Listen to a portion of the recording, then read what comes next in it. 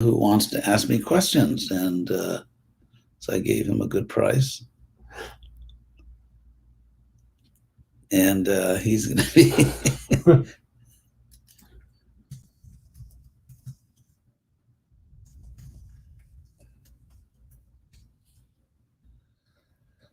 So it says that everyone can see and hear you. So, Yep, we're live.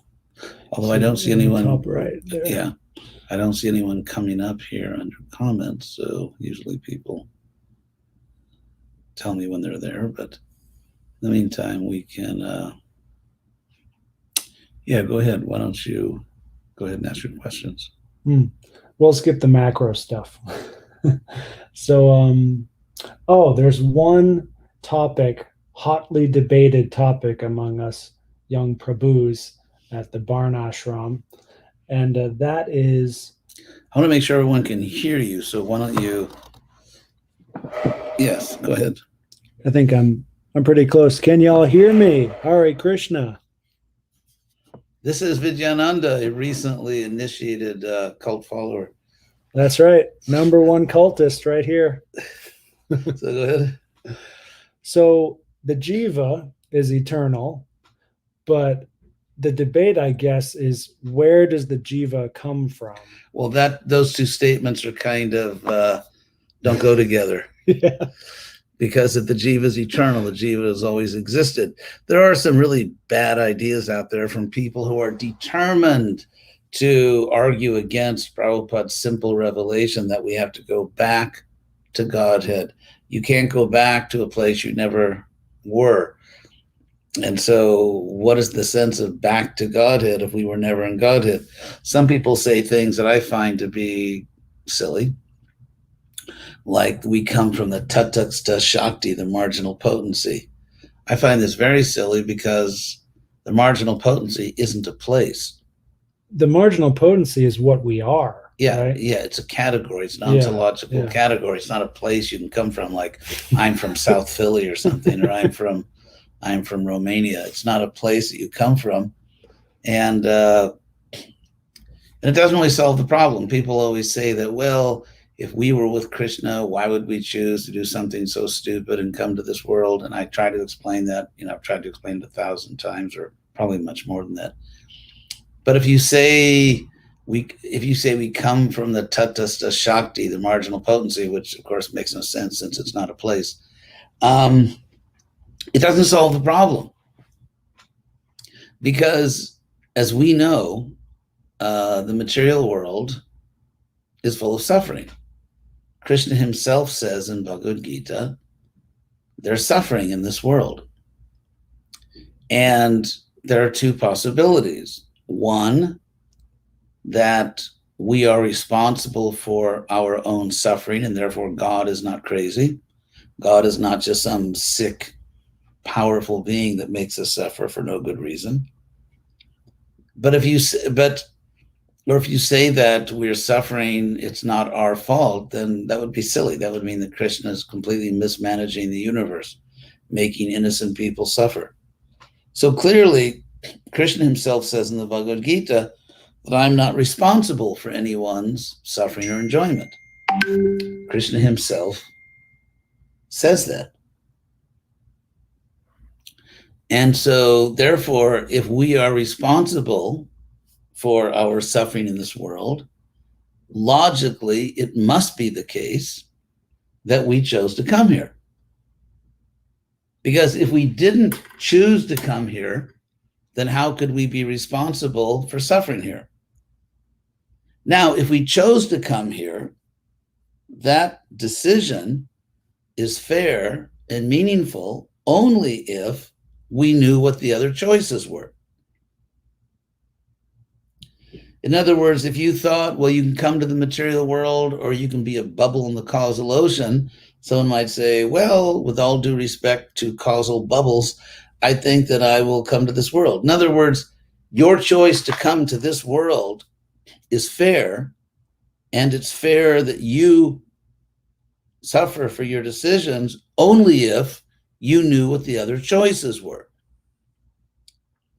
And if you knew what the other choices were, it means you had to know Krishna. Because if someone says, well, one option is that you can go to Krishna and you have no idea what that means, then it's still not a fair choice. It's like if you go into a restaurant and there's an item called Blitterbands, and you say, what's a Blitterban? And the waiter says, well, we're not allowed to tell you. Do you want one? If it's not poisonous, maybe I'll try it. So the point is that people can be responsible for their choices only if they know what the options are. And so the only way you can justify Krishna allowing us to be or placing us in the material world and therefore suffering is if we chose it. And that choice is a real choice only if we knew what the other options were. And so no matter how you try to dance around the point that we have to go back to home, back to Godhead, no matter how you try to argue that no, we were never with Krishna, which is absurd, because Krishna says we were with him in the Srimad Bhagavatam in the 4th canto. So even if you reject the Bhagavatam or try to interpret it out of existence, then still, if Krishna is perfect, and if, as Krishna claims in the Gita, he is perfectly just, samohang sarvabhuteshu, name dveshosti na priya, I'm equal to everyone, I don't favor anyone, I'm not against anyone, I don't hate anyone, then you must have known all the choices, and you chose to come to this world. That's the only way you can harmonize. It's the only way you can integrate these two facts, that we are suffering in this world, and that Krishna says it's the nature of this world to suffer, and that we can only suffer fairly for conditions that we ourselves chose. And we cannot fairly choose to come to this world unless we know very clearly what the other choices are. And so therefore, if you're trying to say that we never knew Krishna before, but we chose to come to this world and we're suffering here, that would not be fair. So I find that no matter how you try to play with this, it doesn't work unless you acknowledge that you chose to come here, therefore you are responsible for your own suffering, and you chose it meaningfully because you knew what the other choices were. That means you knew Krishna and you knew everything, and you still chose this. Otherwise, you have a major theodicy problem. Right. So let's talk about that choice, that original choice. My understanding is that, well, to oversimplify it, myself as a jiva, I was bored in this state of infinite bliss with the Lord. This is oversimplified, I know. I'm caveat city over here.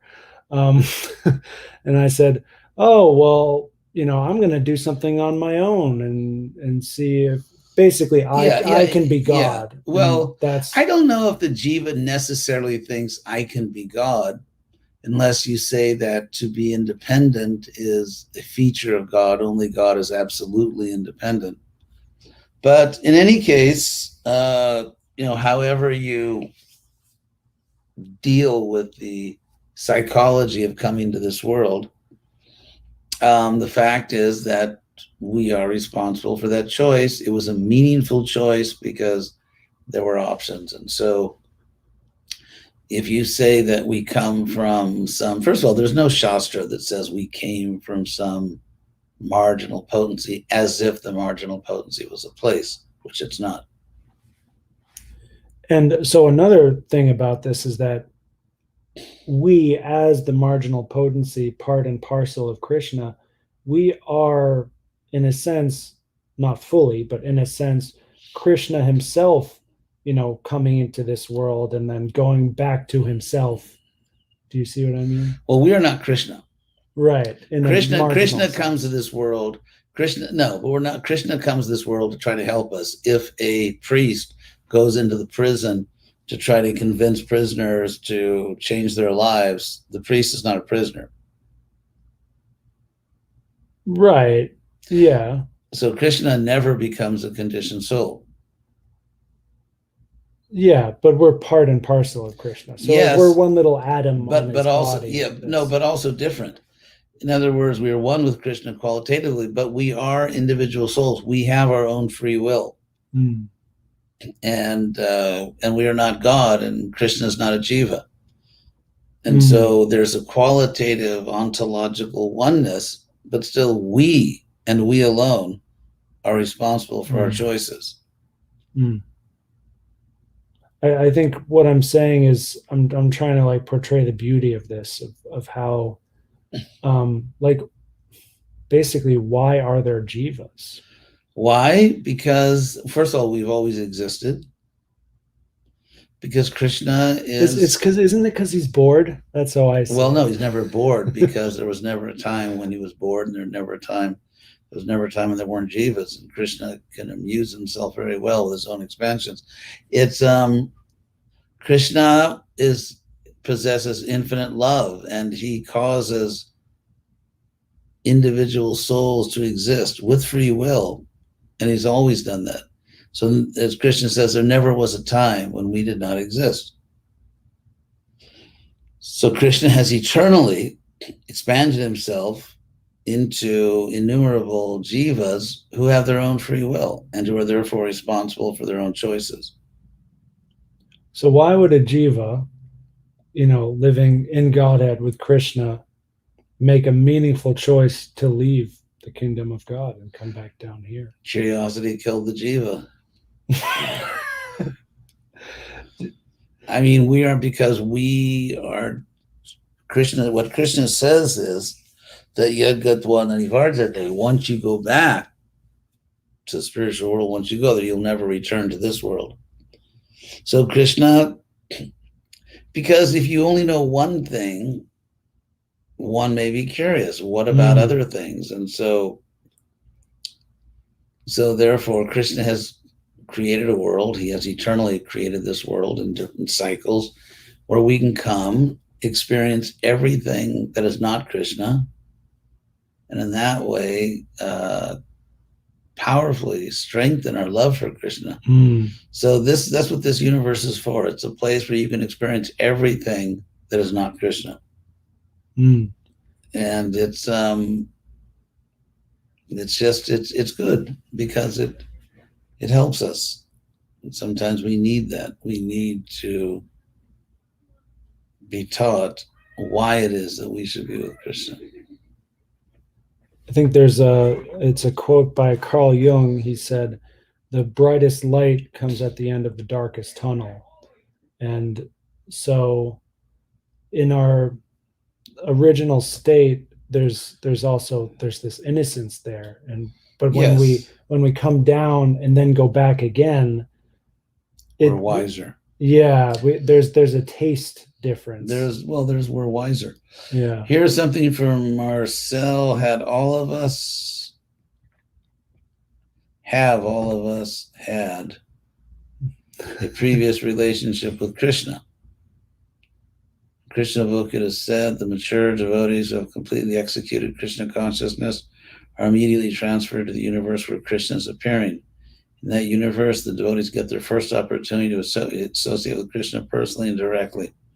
Yes, we can't just take bits and pieces. The Prabhupada said this, or the editors did it a certain way. If you want to understand what Prabhupada is teaching, you have to look at Prabhupada's teachings. And if you look at Prabhupada's teachings, what you find is that we have to go back to home, back to Godhead. Mm. So that doesn't get changed because an editor edited something in a particular way, or Prabhupada said something in a foreign language in a particular way. Prabhupada's whole motto was back to home, back to Godhead. Mm. So let's see. What is the If best one is question always to doing ask? good, then is it necessary to believe in God? Well, since everything is coming from Krishna, if you're not grateful to Krishna, you're not doing that. You're not doing enough good. This is from Sunil. If you are taking everything from someone and not acknowledging your debt to that person, then it seems you're doing good to everyone except the person that most deserves your consideration. So since we are part of Krishna, since we exist by Krishna's mercy and he's giving us everything, if you want to do good, then you have to accept the person who's doing the most good to you. And if you don't acknowledge that, then your goodness is very limited. So, anyway, any other question? This is not going to be a long program. So I have one more One last similar kind of question. question. Yes. Is there a difference between transcending the three modes of material nature and being in the mode of pure goodness? Is that just a semantic difference? Yes. Pure goodness is spiritual. Material goodness is different, still not completely pure. So can one transcend the three material modes but not be quite at the point of the absolute spiritual goodness? Well, one can try for impersonal liberation, which is beyond the modes, but still not perfect. Okay. So, thank you all very much for listening. Appreciate it. And hopefully, this is sort of a spontaneous little thing we did here. So, thank you all very much, and hope we'll be together again soon. Hare Krishna.